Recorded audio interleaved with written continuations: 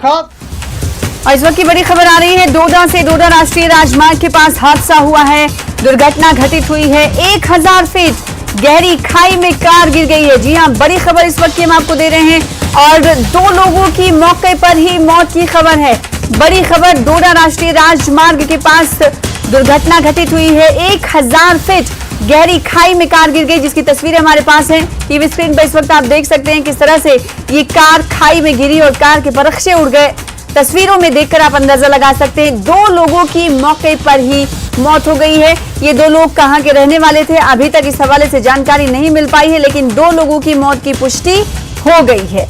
बड़ी खबर इस वक्त की हम आपको डोडा नेशनल हाईवे के पास हादसे के हवाले से दे रहे हैं। 1000 फीट गहरी खाई में कार गिरी है, जो आप टीवी स्क्रीन पर देख पा रहे हैं।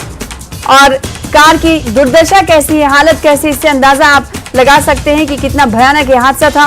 2 लोगों की मौके पर मौत हो गई है। अभी तक ये नहीं पता चल पाया कि इस कार में क्या 2 ही लोग सवार थे या कुछ अन्य लोग सवार थे, वो जख्मी हैं। इस हवाले से तफसीलात का इंतजार।